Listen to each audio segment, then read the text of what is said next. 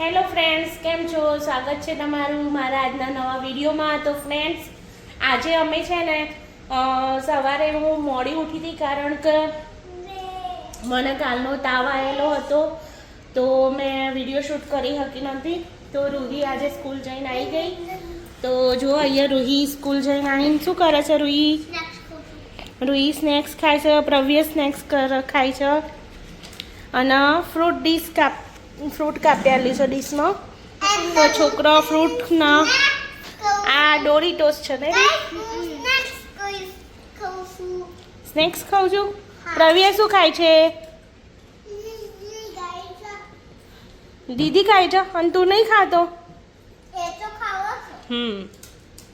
તો અહીંયા છોકરાઓ સ્નેક્સ ને એવું ખાશે. પછી રૂહી આજે સ્કૂલમાં શું કર્યું એ કહેશે, હે ને થોડું. અને અહીંયા નાસ્તા સાથે શું ચાલી રહ્યું છે?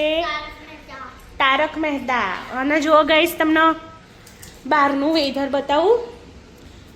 આજે -38 છે બહાર. અને જુઓ, સાંજનો ટાઈમ થઈ ગયો છે, 4:30 થયા છે સાંજના. અને બસ કોઈ ચકલું એ આજ તો ફરકતું નથી. અહીંયા એવું જ હોય છે ફ્રેન્ડ્સ. અહીંયા કેવું હોય છે ખબર છે કે બહારના મતલબ કોઈ બહાર દેખવા જ ના મળે તમને. ઠંડી હોય તો ના હોય, થોડી ઠંડી ઓછી હોય તો થોડાક લોકો આવ જાવ કરતા હોય, પણ બહુ એટલા બહાર હોય નહીં કોઈ. બસ એવું જ સુમસામ, જેને સુમસાન ગમતું હોય ને એ લોકો અહીંયા રહી શકે.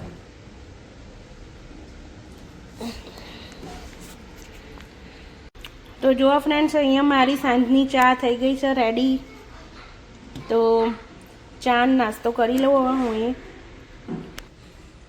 તો ફ્રેન્ડ્સ, આજે હવે ડિનરમાં બની રહ્યું છે ગવાર અને બટાકાનું શાક. જુઓ, આ કાલે મારા હસબન્ડ ગયા હતા ને તો ગવાર લઈને આવ્યા છે, તો બનાવીશું ગવાર બટાકાનું શાક. તો એનો પહેલાં કટ કરી લઈએ ધોઈને.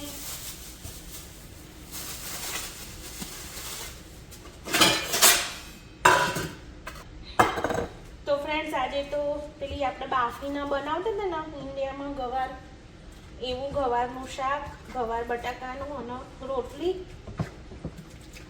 બનાવી છે. તો આના પહેલાં કટિંગ કરી લઈએ અને પછી બનાવીએ.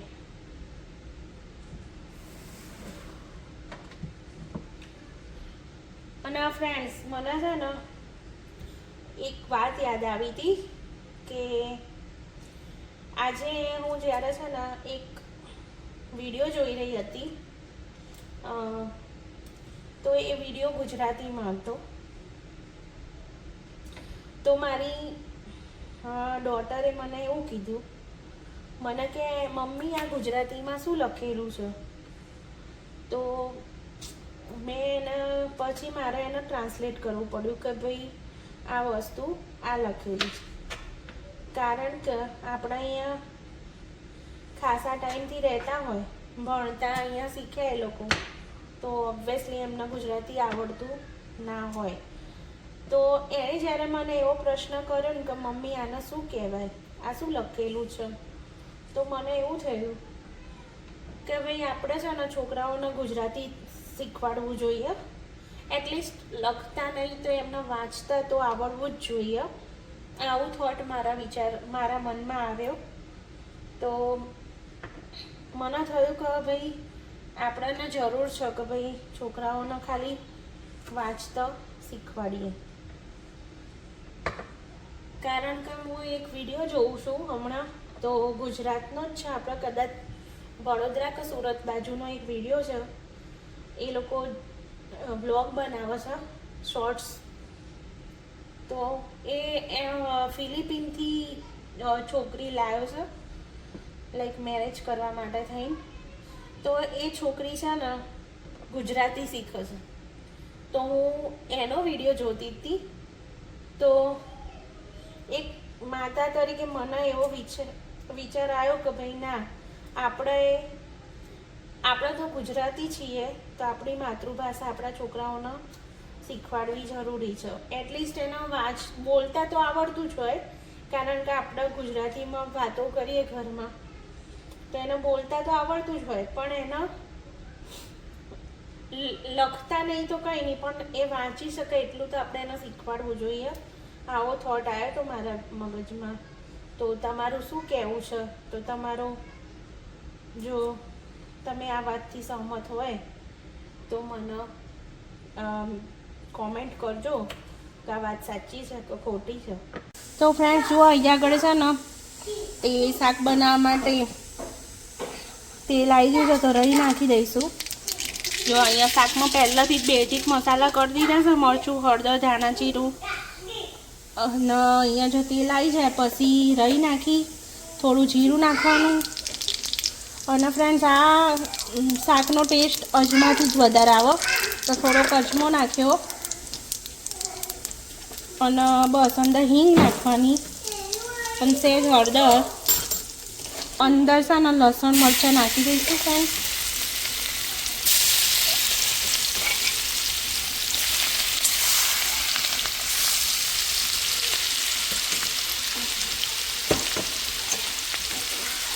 અને લસણ મરચાં થઈ જાય તો ફ્રેન્ડ્સ લસણ મરચાં થઈ ગયા હતા. હવે અંદર આ જે શાકમાં મસાલા કરીને નાખ્યા હતા એ નાખી દઈશું, બાફેલું શાક. અને આના ધીમે ધીમે હલાવી લેવાનું, બહુ હલાવીએ ને તો ભાગી જાય શાક.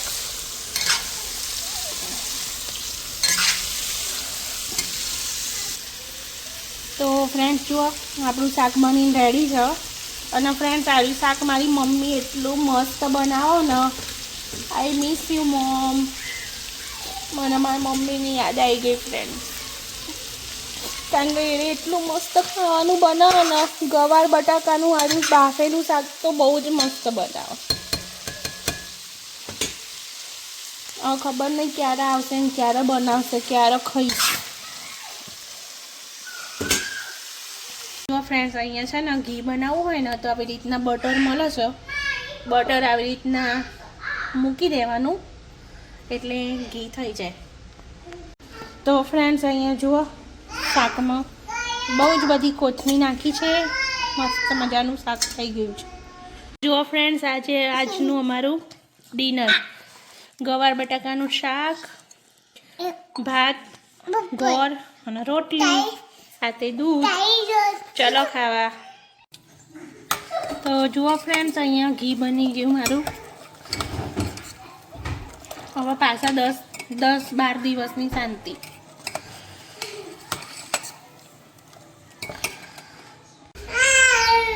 નહીં થતું ને, જો નતું થતું. સાચી વાત છે, નહીં થતું.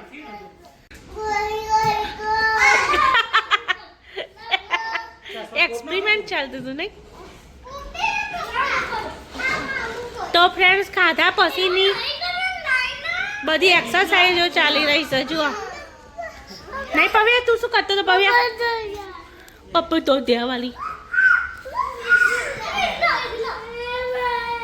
પપ્પા અહીંયા અચ્છા નહીં ચોઈ ગયા.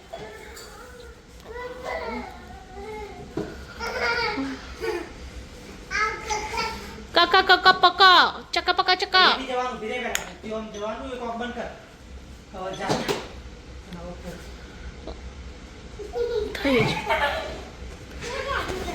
Good night.